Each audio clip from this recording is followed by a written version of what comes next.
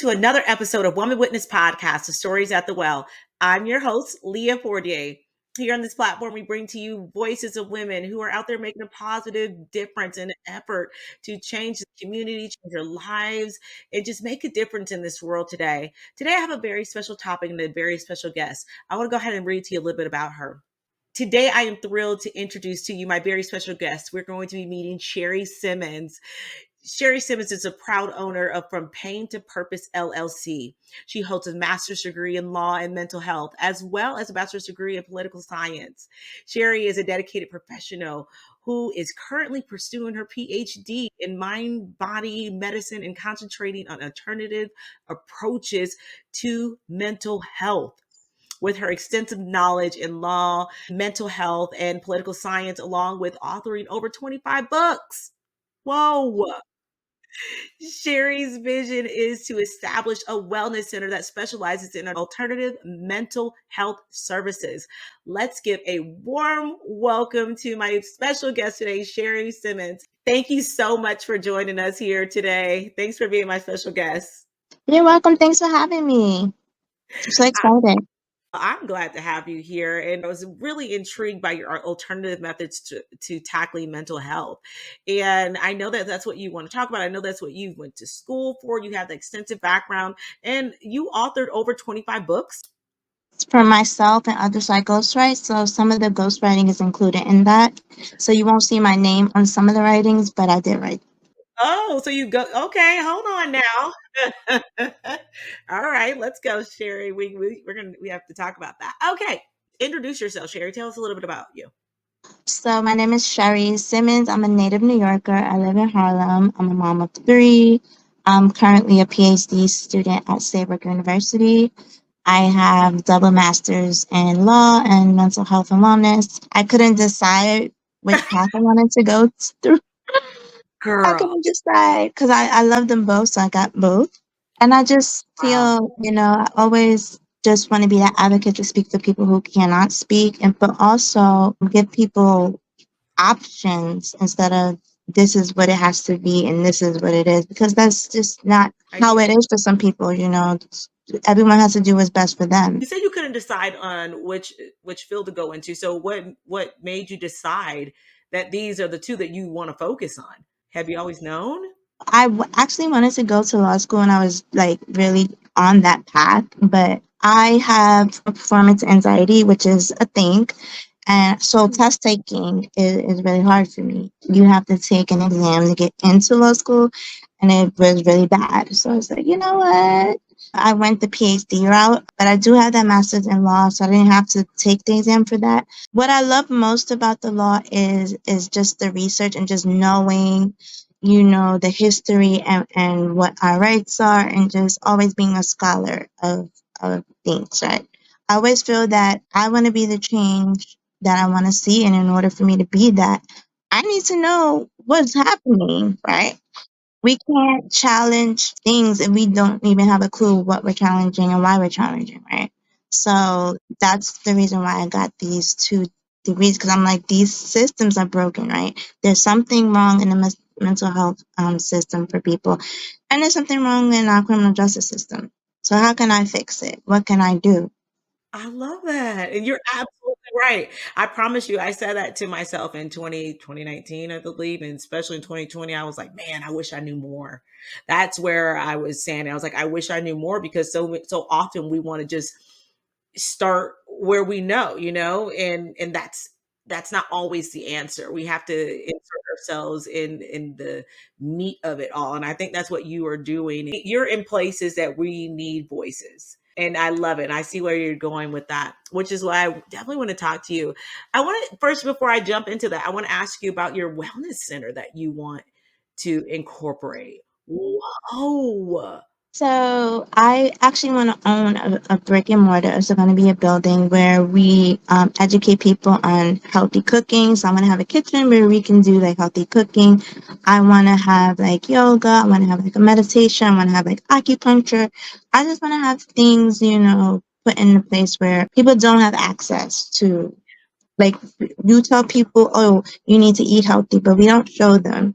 We don't show them how. We don't give them the access to the healthy food because it's expensive, right? 100%. So that's what I want to do. I want to have a cooking style, and then we eat like family style meals after everyone cooks. But the most important part is the education, right? If people knew that just doing yoga is exercise, like you don't have to go to the gym if that's not your thing. That's not my thing. Right. But Yeah. doing yoga, that's exercise. Meditation, when you're stressed out, you sit down and you meditate for 5 minutes. It really does something to you. So Yeah. those little things that people can do if they only knew the wellness benefits. Yeah. Yeah. Yeah. You're absolutely right. I think we need more of those. And when I seen that, that's what you want to open. You want to open up an establishment. I love it. I mean, my mind instantly goes to, your target audience. Would this be for women? Would this be for children, youth? Would this be something free that anyone can access? I mean, I love the concept. The main concept is access, right? So the services will be free to people. I do want to focus on children too. So my husband's a physical fitness, and I noticed that children don't get to, they don't get to do enough movement, right? Yeah. So Yeah. come on in, let the kids do, gymnastics and sports or whatever. Because I know that my children play sports, but it can be very expensive if you have multiple kids buying on the equipment and stuff. So why not do sports? Why not let the kids, after school, here's a place for them to, run around and then eat the food, the healthy cooked meals, whatever. Mhm. I noticed that I'm coming from New York City. We have an obesity problem with the children. We have a crisis where there's nothing for the kids to do after school. So I wanted to give them that space, right? And just let them know, you don't have to be on your tablet. Like, what do you do when you go home? They're on their tablets. They're on this. They're on that. They're not getting the fresh air that I got when I was a kid. Yeah. No, you're absolutely right, and I think that is so important. I love the concept. I love everything that you're thinking with as far as that goes. It almost reminds me of like kids can go work on their activities. I have three small boys. I have two older ones as well, but I have three small ones. So I find myself at a lot of practices and I'm sitting there, but I'm thinking like what amazing idea to have like a center or a place that you can kind of like work out, go get some of these healthy cooking habits or cooking ideas, so that you could take home to your family. Because I think that's what it's all about, empowering not only the children, but once you empower the children, you got to empower the adults to hold them accountable to it. So don't get ahead of myself. I want you to elaborate a little bit on the alternative approaches towards mental health that you have explored or currently researching. So, and it's so funny you asked that. So I started a class, just something I wanted to do called Healing Through Writing. I didn't know that that was a thing, and it is a thing. So I started it before my PhD, where we would do writing prompts. So I asked questions, everybody would sit down, write down the answers, and it would be kind of their way of expressing themselves and going through their trauma without telling someone. So now last week, I'm in a creative writing class in my PhD program, and we had to do a 10-page paper. And he's talking about, well, how do you use healing through writing? And I was like, that's a thing? I did not know. And he was like, yes, that's a thing. So when I wrote the paper, I was like, through this class, I now have the research to back up why my class is important. Because I didn't know. I was just like, this is what I want to do. So I was like, you know what? I'm going to market it with that evidence-based research thing, when people do these healing through writing classes, it helps with teacher burnout, right? Teachers are very stressed out. So for like personal development, if they sit down in a room and they're given prompts and they have the opportunity, it can really help with teacher burnout.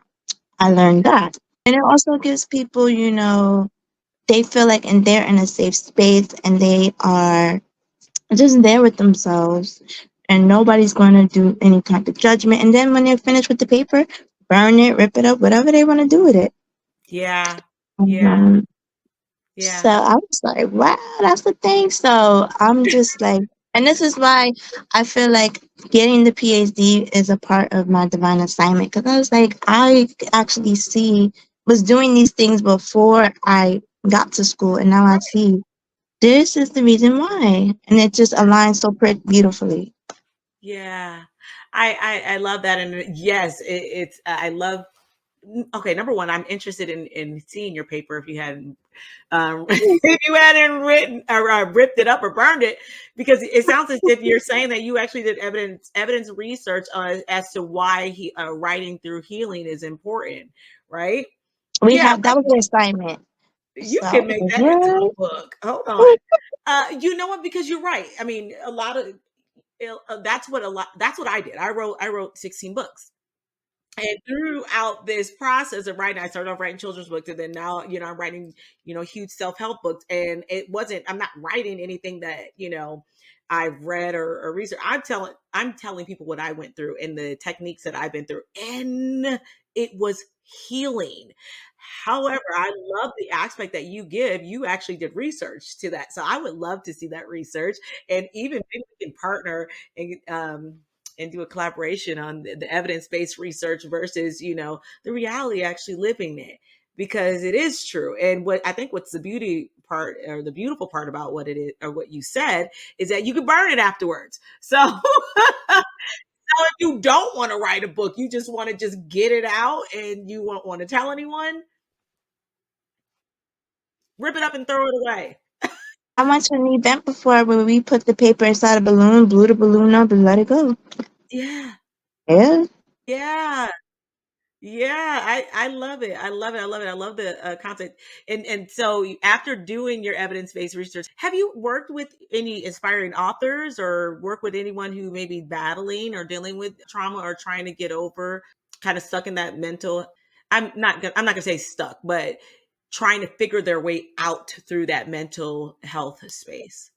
So I do, but not consistently. So I'm a part of a nonprofit for survivors of domestic violence. Mhm. And sometimes I do workshops for them where we talk about different topics. I've done my healing through writing workshop. But now that I'm doing this PhD and I'm finding all of these things, now I'm like, "Yep, I want to sit down and like really flush things out Yeah. to be more consistent and to give these things to people. They need it, and I really would love to give it to them. Yeah, I love what you're doing. I think there's so much room and so much opportunity in the space that you're doing it in. I want to talk to you about your company, From Pain to Purpose LLC. Tell me how you established this business and what it is that you do. I finally established it in 2019, but I was using the name for a while. So, from pain to purpose is pretty much I grew up in a lot of painful situations, and Mhm. I learned through pain comes purpose, right? There's a reason for me going through what I went through. So, that's pretty much where the name comes from. Yeah. And, going through all of that stuff, I figured out, oh, so this is my purpose to help and educate people through their stuff. So Mm, that's how I developed the name. So what we do is through writing, through mental health and wellness courses. When it gets warmer, I want to do like wellness, like going outside with people. There's a wellness wheel, and there's 8 things inside the wheel. There's spiritual, your financial, your emotional, so all of those things are part of our wellness, and people don't they just think that it's just emotional or mental or physical wellness. No, there's financial wellness. So the school that I'm in right now, we have a health and wealth series going. So they're talking about entrepreneurship, we're talking about, estate planning, we're talking about spirituality. And I'm like, all of these things are so important for people and it's part of our wellness, right? But people just think that it's just like 2 or 3 parts. I'm like, no, when one thing in your wellness was off balance, like your finances, everything is going to be off. You're going to be off. yeah. So, teaching people to make sure you're financially well, make sure you're spiritually well, and whatever that looks like for you. Like, Yeah. I don't believe in putting people in a box, like, you need to do this. Whatever works for you. Yeah, I like that. I love that concept. And I kind of like the will, because you're right.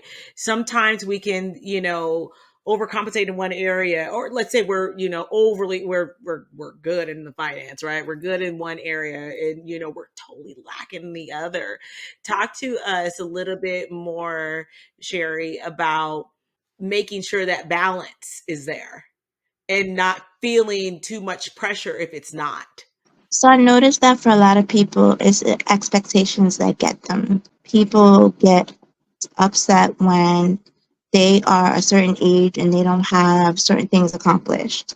So I like to tell people, don't let society dictate that you should have this much money by this age, that you should be married, that you should have kids. If Yeah. you don't want them or you're not ready to have children, don't do it, because children are, they're great, but Yeah. they're a huge lifetime responsibility. Correct. Um, Correct. don't buy a house and then be house broke. So I like to tell Yeah. people, like, society's going to tell you to do this and do this and do that, but if you're not ready and you know that you can't maintain and sustain it, don't do it. And that's how you maintain the balance, because you know yourself and you know what you can and what your capacity is, right? But Right. a lot of us, we try to, I'm 24 and I'm supposed to already have this degree and I'm supposed to be married. Yep. Who said? I, Yeah. Yes. Yes. And you're right. Hold on. I just, like, I was married twice. I'm like, if you are not ready to get married, now you're just taking on all this extra, emotional stuff from another person, and you don't want it or you're not ready for it. Mm. Hold on. You just said something. You hold on. You just said something I think is so important. You're if you're not ready for it and you're not mentally, emotionally whole, and this is what you were talking about, when you yourself taking on the responsibility of someone else is so important. So let me just stop real quick, and I want you to talk to us. We're talking about your full overall whole wellness in your mental health, right? So talk to us about how important it is to recognize if you are balanced, if you are fully whole before moving into these next steps that society or we put on our own selves. Let's just talk about the marriage thing. When people say, marriage is 50-50, I don't think that. I think that the number is 100. The number should add up to 100, but you're not going to be 50% all the time. Yeah. So being able to communicate to your spouse, like, listen, I'm at 20% today. You got to have the other 80. I ain't got it. You got to be able to really seriously say that, so that person knows, okay, I got it. But if you're not all the way together and that person not all the way together, even on a good or a bad day, then what are we doing? You really got to be able to know how to manage your own finances, maintain yourself. Like, sometimes men are like, oh, my wife wants me to pay for her hair and stuff. But can she do that on her own? Right. Can that person cook, clean? Like, can they do these things on your own? Because people have to also understand, when we get a spouse, they're not going to stay our spouse forever. Mm, People do leave, people do pass away. So we have to be able to do things on our own before they get there, so that when they're gone, we're still able to thrive. So you yes. see a lot of women break down. They're like, well, what am I supposed to do without him? Continue living. That I see it all the time, and I'm like, what are you doing before that person came? Mm. Yes. Hold on, Sherry. Yeah. Okay. See, now we're talking. And you're right. I think you're absolutely right, because anytime you go into any relationship or any partnership, I do agree with you 100%. You have to be whole. You literally have to be whole. I do believe, and this is something that I had to learn, and I'm trust me, I am not over here talking from a place from an outside looking in. I was in there too, still working on myself daily. So just, put that out there in the universe. So for me, I do believe that you have to be whole. You have to have a self awareness, because if not, then you'll take on someone else's identity or someone else's baggage, or, and this is why it's so important to work on ourselves, because I think, Sherry, and you tell me, because you're the expert here. I think sometimes when we take on someone else's identity or someone else's baggage, where we were kind of okay in this area, right? We're talking about balance. We were okay in our self-awareness or our financial or what we contribute even to a relationship or to a company or to any type of partnership. But now I'm taking on your insecurities and your fears. Now I feel like I'm lopsided, or I feel like I'm heavy on this side, and now I'm out of whack, I'm out of balance. Talk to me about that. So there's this big debate, people are saying, what is the role of a wife? The wife is supposed to be the helpmate of the husband. That he needs to be able to think on his own. That's Mm, just the not the provider. The man is the provider. He needs to be able to think on his own. As the helpmate of the husband, you need to be able to think on your own too. Because if he doesn't have it, or he's just incapable of at the moment, burnt out or whatever, then you gotta have it. But if nobody has it, and y'all just two sitting there looking at each other like, okay, nothing's gonna get done. Like, right. so in that aspect, and talking about me and my husband, this is also goes about knowing people. I'm a proactive person. He's a reactive person.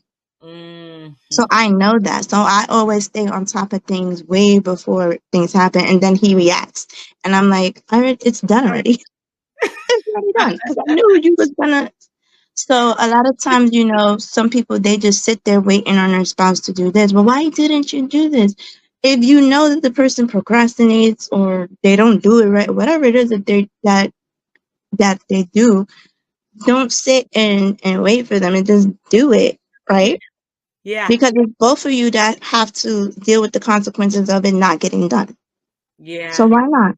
So Yeah. that's what I'm talking about when there's the balance. Not asking you to think for your mate all the time, but sometimes we do. Because people Right. get tired and people are just, they get sick or whatever. And you do have to think, especially in those situations where this just happened. You don't have time to really gather your resources, and you got to Right. do something. So somebody has to think quick on their feet. I'm that person. But if both people are just like, then I don't know. It's gonna be a long road. Yeah, you can't be like that. You gotta know what you want, what you're gonna tolerate, what you're not gonna tolerate, and who you are. And you Right. gotta have a life outside of your spouse. Like sometimes people be with their spouse all the time. That when it's time to separate, they don't know what to do. I'm Right. like, ooh, I got a life outside. I'm like, listen, I'm going over here, you go over there, and then when we come together, oh, let's have a good time talking about what you did today. Yeah.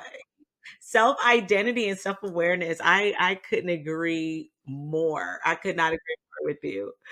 I want to talk to you because this is a podcast for women. So I wanted to talk to you about incorporating the experiences of women, families, and faith. So it's so interesting that we're going down this road because I believe that we are the key and we are the answer for a lot of things. And I do believe that one, it starts with ourselves. So I'm glad we talked about self-awareness, self-identity. And then it starts with what we pour into our families, into our communities, and what that is built on. So I want to talk to you about that. So could you tell us more about why this integration is so important and how it can enhance our mental health and our families as a whole?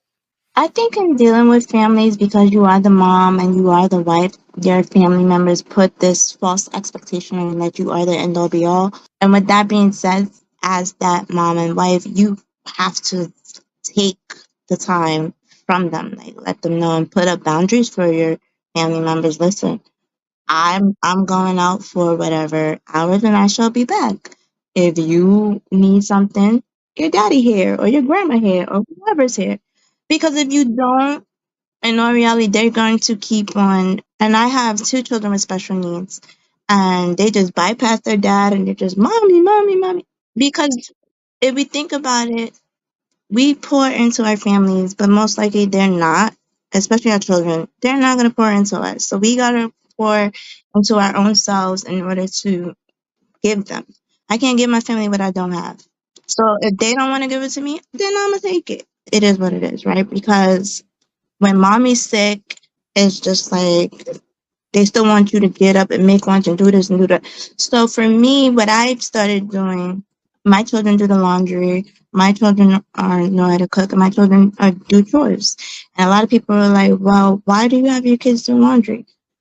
Well, first of all, number one, so that they could grow up and be productive and know how to do. I have boys, Yeah. so it's like, aren't they gonna grow up into be men? Don't men wash their own clothes? Also, to free up time for me, right? I am a strong believer in self care, and sometimes people. I mean, I guess we could talk about self care versus self maintenance. Self care is not the going to the nail salon, and that's self maintenance. You're self maintaining yourself. Self care is different. Hmm. So for me, my self care, I just want to lay in my bed and I don't want to do nothing. I don't want to talk. I don't want to watch nothing. That's just me rejuvenating myself. Some people self care, they go on a nature walk, they go to the gym. Self care looks different for everybody, but you have to take it and set boundaries for it. Um, Mm. and selfish is not, it's not selfish, right? A Yeah. lot of people be like, oh, I can't do this because I got to do this for my family. You're not being selfish by taking 10 minutes, 5 minutes, an hour to yourself. It's just not. We got to be, if I would say, if it's selfish to take time for myself, then it is what it is, right? Yeah, you have to give yourself that. You have can you okay, wait, go I this is my first time hearing that concept, but I want to hear the difference between the self-maintenance and self-care. Say that one more time. So self care, self maintenance are not the same. Like usually when people say, "Oh, I did a self care thing, I went to the spa," I'm like, "No, you did some self maintenance, self maintaining, right? You Yeah. went to the nail supply nail store. You got your hair done. You're maintaining yourself. Self care is what is the care that you did for your emotional well being. What Well-being. did you do for your physical well being? What did you do for your mental well being? Doing yoga, doing meditation, going on a nature walk, going to the gym is for your physical well being. Yeah. Just sitting in a room of silence without people talking to you, that's self care. Are you reading a book? Like, I'll just sit here and just take a nap. That's my self care. Yeah, yes. Yeah. Because as a mom, like, you do suffer that burnout. Like, I just need a break. And your only break is when your kids are sleeping, but then you got to go to sleep too. Or you got to get caught up on a lot of other expectations that you put on your plate and you put on yourself. So listen, I self care too is with boundaries, like telling people no, I don't have the capacity, and just being okay with people being upset. Be Mm, okay with people losing friends because they don't understand that I gotta care for myself. yeah. You Yeah. don't stop caring for yourself because you have children. You don't stop caring for yourself just because you have a husband. You still have to take care of yourself. And I think as women, we forget we're the last ones that we take care of. And no, we need to be the first because they come to us for everything, right? So I need to take Right. care of you first before I can take care of all of you. Yes. And then Yeah. the more people you have, I'm a family of five, so the more people you have, the more time you take. That's just not how Yeah. I feel. Hold on. I love it so much. And I had a girl on here, Jacqueline Stewart. She wrote a book on That's my burnout. friend. Oh, that's your friend. Well, Mm. look at that. See what we got. Yes, she wrote that book on the 21-day burnout and how to prevent it, or 21-day burnout recovery and how to prevent it. So when I heard you say that, you were absolutely right. You were absolutely right. I think, see, that's how I know we're on the right track. I love that interview with her and I love her journal. I have it. And it is so important. Now I see, what you're talking about, the difference between self care and self maintenance. Yes, you have to maintain yourself. I'm sorry, we do. And we shouldn't feel guilty about it. And we shouldn't feel guilty about taking care of ourselves as well. So yeah, that's good. I'm glad you talked about that. I'm so glad you talked about that. That's so funny. I didn't even realize to put the two together. And I love that book. You got to get it. Okay, so I want to talk to you a little bit about the social part of mental health. And uh, so let me just put this question this way. um, how does promoting I want to talk about the social justice part of mental health, and how does the social justice tie into your research? on the alternative approaches to mental health? I belong to a grassroots organization called the National Alliance of Mental Illness, Mm, and we do a lot of law and policy work. And a lot of the policies that I'm hearing towards people with mental illness is really like, who made this law, and what is the point of that? Really stigmatizing people for having mental illness. 2 weeks ago, we went up to Albany, the capital of New York, to speak to the governor and the legislators and introduce some things that we want either change in certain bills that they have. Because I'm like, these things are not, productive. You want more people to get mental health services, but then you dehumanize us. Because I'm gonna say us. So the first thing we talk about is language, right? Let's be yeah. inclusive. Being a part of the group, I started teaching people, you don't tell someone that they suffer from a mental illness. Right? I'm not suffering. I'm thriving. We don't Mm, say that. You tell the person they had the illness. Right? It's right. not something they suffer with. So working on changing the language. Mm. When especially in these laws and these policies, on the commercials, are you suffering with? Nobody's suffering with nothing. Do you have? Do you have, because Because you almost tell them how to feel, how to think, how to, I'm you, because you have it now you have to suffer, right? If you think about that. I didn't think about that. Okay, I'm and you sorry. make people, people feel bad for coming out about it, so they might have it and they don't want nobody to know. Right. And I want people to know it's okay. You'll be surprised. You just sit down and talk to people. You'll be surprised who has what. And I want to normalize just it's okay.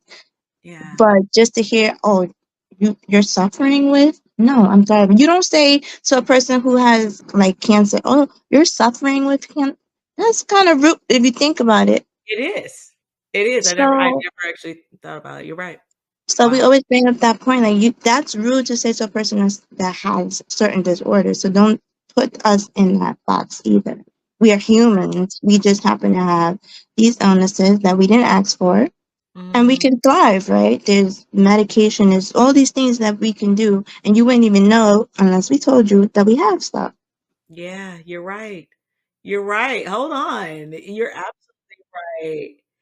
You're abs because a lot of people have illnesses that perhaps you can see. But if I am battling, right, depression or anxiety or trauma, you can't see that unless I have a breakdown or a burnout, right? You You can't even see ADHD and autism. Like my children have ADHD, and people be like, "There's nothing wrong with the children." Don't tell me that they have it. You just don't see, and I don't understand when people say what autism looks like. What is this? What does it look like? what does it look? Yeah. So Right. just that whole reframing people's minds, like Yeah. with the Yeah. language. Watch your language. Wow. I love it. I love what you're doing. And that's what it's all about, especially, it's I think it's so important, especially when you have firsthand knowledge, or it's now see now I'm thinking about Jacqueline. She says she wrote her book because she been through it, right? So it's easier for me to listen to what you're saying, and I would rather listen to what you're saying because you're giving me knowledge firsthand. You're giving me some fresh oil, if you will, on what you've been through and what you've overcame. Now I'm going to be like, okay, I want to listen to her because she has a plan of how to at least navigate it, especially if I'm new or I'm now approaching, or I'm realizing, maybe I have a child who, who has been pigeoned or put in that box. Now I want to break them out of it, you know?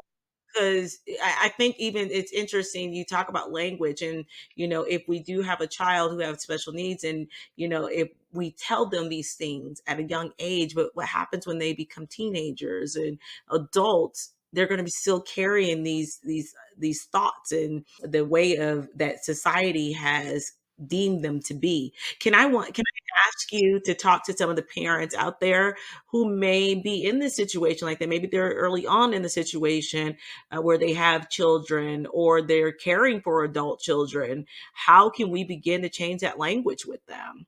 That is such a good question. And I think that what I might say might be like, ugh, but I really had to learn when it comes to people and my children not to take things personal. A lot of it is people just say things to try to make you feel better, but they really don't. Or it's just societal things like, sometimes people say, "Oh, if you ever need help, ask me." But that's not truly what. Yeah. Or this is what I definitely don't like when people say, "Well, it looks like you have your hands full." I really do. Are you going to help me? So these are the things that frustrate me, and I know they frustrate other parents. And I'm just like, we really cannot take anything people say personally. We know our children. We know what we're capable of. We know what our children are capable of. So whenever situations arise, we have to do what is best for us.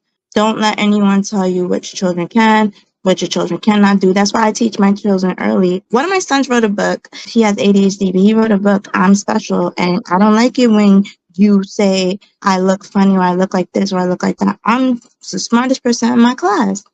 Mm. And you said, he has a neurofibromatosis and is supposed to, learning disabilities.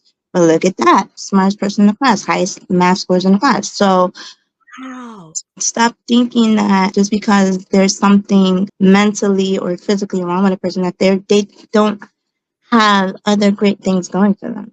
Yeah, Autistic people are some of the smartest artists. people. And I'm like, my little one's autistic, and I'm like, you can draw. I'm terrible at drawing. He is like a great artist. And I'm like, where did you learn how to draw? So I always encourage my children, listen, baby, you could do whatever you want to do. Don't let anybody tell you. So they go around with this really high level of confidence. And people are like, your kids are so confident because I made them like that. Amen. Amen. Because my middle son, he used to cry all the time. I'm like, listen, the world, we can't change these people, but you could change the way you feel about yourself. And that's Mm. just too bad they don't like your confidence. Oh, well. Mm. I love that, Yeah. Sherry. And And people that's can see what that, they're so confident. Yes, they are.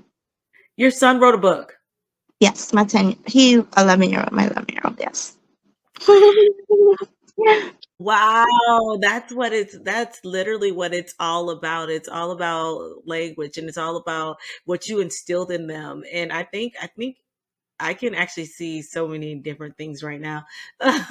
Because I think even like for those adults out there who didn't have this instilled in them at an early age. They didn't have a Sherry as a mom. Okay, they and they are out there. And I just interviewed a girl, Wynn Charles, and she really, I mean, she blew me away. We're really kind of good friends. We kind of met online through one of my writing classes, excuse me. And she has such a positive, amazing outlook on life. And it was all instilled from what her mom put into her. So she now takes that same ministry and she teaches other people to be confident in yourself. You can do anything. Don't let your disability stop you. So I love what you're doing. I love that your son wrote a book, and I could just really see you guys reaching a lot of lives by just going out and sharing their true identity, and that's what's within them. Okay, I'm sorry. Let me get back on track. I got carried away. Okay, Sherry, tell us where we can find your books. You can find my books on my website, From Pain to Purpose LLC. Also on Amazon, when you search my name, Sheri Simmons, you can find a lot of my self-help books as well. Nice, nice, nice, nice. Mhm. And hopefully we can find your baby's book as well. I think that is amazing. I'm so excited that he wrote a book. That's crazy. His book is on barnesandnoble.com. So if you put my name, it'll pop up because we're both listed as authors. Wow. Did he do the illustration as well? No, the illustrations are actually hand drawn from pictures that I sent to the illustrator. Oh, that's so cool. I love that so, so, so much. Sherry, I really like that. I love what you're doing out here in the community. I love the impact. I love the uh, the different routes that you're going, because I do think I love the idea of alternative approaches to tackling mental health. I mean, there's not a lot out there like that. Let me just ask you to give us some tips. Give some women some tips about how to begin applying these alternative methods to their lives, to their communities, to their families, or So themselves. Sorry. So a lot of holistic methods and a lot of methods, if you try to go about them, they may be pricey. Like yoga classes, Pilates classes, they can, but you can also do certain things on your own. For me, what I do is that I have Five Below, the $5 store. I get all the yoga gear, the clothes, the yoga mat, all the stuff is there. And then on YouTube, I just put on a yoga channel, somebody's yoga channel, and just go along with it. Or, you can take a couple of your friends along in the park and do a yoga. So we don't always have to pay, because I understand some, everybody's financials is not the same. Look into, essential oils. Some essential oils, if you're having like headaches, instead of like taking tons of Tylenol that don't work sometimes, you can use like essential oils and rub it on your wrist, rub it on your head. They have essential oils, pillows, scented pillows. So meditation. If you're new to meditation, you can YouTube is the best. So go on there for your like physical activities. If you can't go to the gym or you're just too busy to go, also Pinterest. Like I love Pinterest. It's like my go-to. Before I go to Google, I'm on Pinterest. Yep. Yep. So I'm on there making my pins for aromatherapy and essential oils and food. So I noticed that for me, and this is talking about like inflammation in our bodies, right? Yeah. There is such a thing as anti-inflammatory diet, where you don't have to take medicine, you just have to eat these foods. Yeah. So a lot of our green foods, spinach and all that good stuff, they help get rid of your inflammation. Fish oil. So all of these things that you can go to the supermarket and just eat them every day, where we don't have to go to the, because medicine is expensive if you don't have no insurance or you got to buy it over the counter. Right. So there's And it can this be simple hard on thing. your body too, right? And your organs. It Oh can be yeah. too much. Oh yes. So there's some things that I started doing it for myself, like, and make sure too that you're doing probiotics. People don't tell us about it, but your gut health is very important, because if your gut is not right, everything else gonna hurt. Baby. Probiotics. We need to start doing that. And I just want to encourage people. It doesn't take a ton of money to be well in your wellness. Go to that YouTube. They have everything on there. Whatever you're looking for, stretches. If you have back pain, stretches are the best thing to help you with your back pain. YouTube and Pinterest, my go-to. Yeah. I Yes. don't have no more back pain. I suffered from back pain for a long time. I do not have any more. The Really? diet and the exercise on the YouTube. Wow. That's good tips right there. I love everything that you said, and I'm all about the organic way that you were saying, as far as changing our diets, even reducing that inflammation. Inflammation is so real. It's such a real thing. I've battled with back pains for a while, and I noticed. I love that you talk about Pinterest, because I think that's what I know that's what I use to, just a little side thing about myself, and I'm pretty sure anyone who's listening who ever dealt with back pain, when we're working our back, right? I used to, just only do push-ups, and I'm like, boom, I'm done, right? But I only worked one part of my body, and I didn't realize why my back was feeling all the stress, because I got to work those muscles too.